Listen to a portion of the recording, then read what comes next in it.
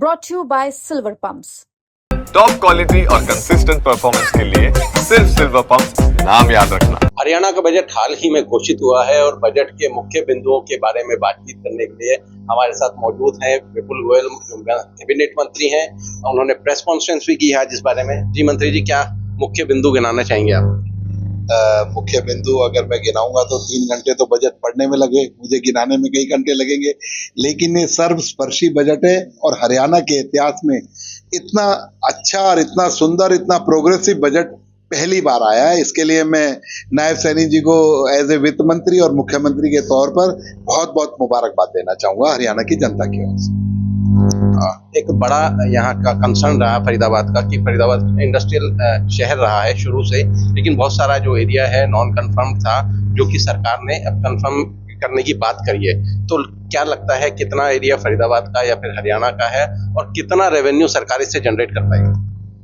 फरीदाबाद को कम से कम 25,000 जो उद्योग हैं उनको राहत देने का काम इस बजट में नायब सैनी जी ने किया है। और रही रेवेन्यू की बात, तो रेवेन्यू डेवलपमेंट पर हरियाणा सरकार की ओर से खर्च होगा, मिलेगा कम, ये मैं आपको बताना चाहता हूँ, इस बात को क्लैरिटी करना चाहता हूँ। लेकिन हमारे उद्योगों को राहत मिलेगी, उद्योगों में काम करने वाले लोगों को राहत मिलेगी और लाखों लोगों को राहत देने का काम किया है। और नॉन कंफर्मिंग से कंफर्मिंग का मतलब है पोल्यूशन की बात हो, चाहे अन्य एनओसीज की बात हो, सारी की सारी जल्द ही सारे उद्योगपतियों को मिलने लगेंगी और नियम और कायदे कानून के तहत वो अपना उद्योग चला सकेंगे। देखिए, रेवेन्यू की बात इसलिए भी हुई क्योंकि कुछ दिन पहले, मतलब कुछ समय पहले, बहुत सारे गांवों को नगर निगम क्षेत्र में शामिल किया गया था। उनकी शिकायत ये थी कि जो पंचायत का बजट है वो तो सरकार ने ले लिया, लेकिन डेवलपमेंट उस तरह की नहीं हुई। देखिए, डेवलपमेंट में थोड़ा समय तो लगता ही है ना, ये जादू की छड़ी तो है नहीं, घुमा दिया और हो गया। लेकिन मैं आपके माध्यम से उन सभी लोगों को विश्वास दिलाना चाहता हूँ, सभी के साथ न्याय होगा। जो 24 गांव मिलाए गए हैं उनके अंदर भी भरपूर विकास करने का काम ये ट्रिपल इंजन की सरकार करेगी। अच्छा, एक और बड़ी बात आई है सामने कि हरियाणा में IIM स्थापित होगा, तो कब तक होगा, क्या सरकार की इस बारे में योजना है? क्योंकि सरकार ने एक नियम बनाया है पूरे हरियाणा के अंदर, तो हरियाणा वो क्राइटेरिया के अंदर हम लोग फॉल करेंगे तो जल्दी उस पर काम होगा। और कौन किस तरीके से कहाँ जगह मिलेगी, कहाँ उसका परमिशन मिल पाएगी, लेकिन हम पूर्ण प्रयास करेंगे और मुझे उम्मीद है कि हम लोग इसमें सक्सेस होंगे। फरीदाबाद में? फरीदाबाद की बात कर रहा हूँ, फरीदाबाद के लिए।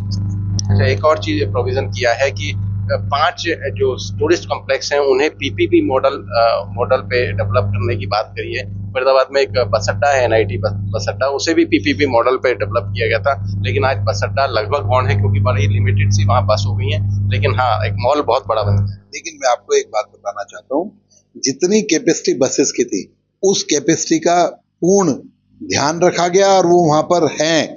अब बसों में यात्री कम होना या वो ना, उसमें बस अड्डे का कोई दोष नहीं है या कोई हमारे डिजाइन का कोई दोष नहीं है।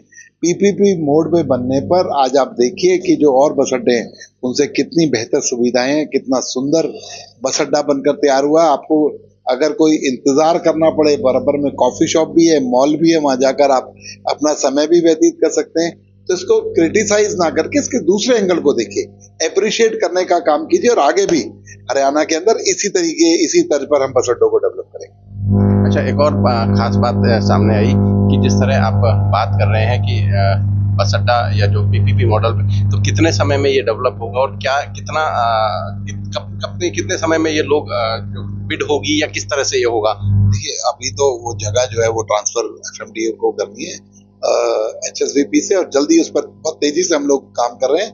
अभी हमने प्रक्रिया शुरू करी है क्योंकि इलेक्ट्रिकल 130 बसें स्मार्ट सिटी के तहत फरीदाबाद के अंदर नई आने भी वाली हैं। उनके लिए भी जगह चाहिए, चार्जिंग स्टेशन भी चाहिए, तो जल्द से जल्द उसे चालू करने का काम। अच्छा, आप नागरिक उड्डयन मंत्री भी हैं। अभी हाल ही में हरियाणा और हिसार में लाइसेंस मिला है। कितने प्लेन्स वहां से ऑपरेट हो सकेंगे और क्या ये डोमेस्टिक ही होगी या यहाँ से कोई इंटरनेशनल फ्लाइट भी भविष्य में चलानी होगी? अभी ये डोमेस्टिक वर्क करेगा, आगे जैसे जैसे वहाँ से जरूरतें लोगों की बढ़ती जाएंगी या लोगों का रिक्वेस्ट आएगी तो उसे इंटरनेशनल भी किया जा सकता है। अभी वहाँ से राम मंदिर के लिए, चंडीगढ़ के लिए, लखनऊ के लिए इस तरीके से 3-4 फ्लाइटें सरकारी तौर पर शुरू करी जाएंगी। उसके बाद बहुत सारे लोगों की एप्लीकेशन आई हुई है जो बॉम्बे चलाना चाहते हैं, अहमदाबाद चलाना चाहते हैं, मद्रास चलाना चाहते हैं, वहाँ से दिल्ली चलाना चाहते हैं।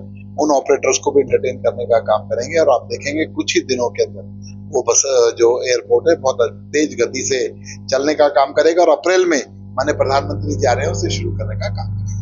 आखिरी सवाल, एयर टैक्सी का भी कंसेप्ट आपने पहले भी बताया, तो वो कब तक धरातल पर उतरेगा? देखिए, एयर टैक्सी के लिए बजट के अंदर भी माननीय मुख्यमंत्री जी ने घोषणा की है कि गुरुग्राम से सालासर, खाटू श्याम और मां पीताम्बरा के साथ साथ चंडीगढ़ और अन्य शहरों पे भी हम हेली सेवा शुरू करेंगे। फरीदाबाद से भी चंडीगढ़ के लिए, मां पीताम्बरा के लिए, खाटू श्याम के लिए, सालासर के लिए जल्द हेलीकॉप्टर सुविधाएं शुरू होगी और एक बड़ी सुविधा लोगों को देने का काम इस माध्यम से हम लोग करेंगे। तो क्या फरीदाबाद और गुड़गांव में कोई जगह तलाशी गई है इस बार? नहीं, बिल्कुल तलाशी गई है। फरीदाबाद वहाँ पे ट्रांसपोर्ट नगर है, उसके अंदर हमने परसों भी मीटिंग करी है। लगभग 20 एकड़ जमीन उसके अंदर हेलीपैड बनाने के लिए ली जा रही है और यहाँ पर सूरजकुंड में ऑलरेडी हेलीपैड बना हुआ है और जगह जगह पर हेलीपैड बनाने के लिए यहाँ राजस्थान सरकार को भी चिट्ठी लिखी गई है कि हमें खाटू श्याम और सालासर में जमीन आवंटित करी जाए या खुद स्वयं बनाए, उसको बनाने का काम करें और वहां पर हेलीकॉप्टर सेवाएं हम लोग शुरू करें।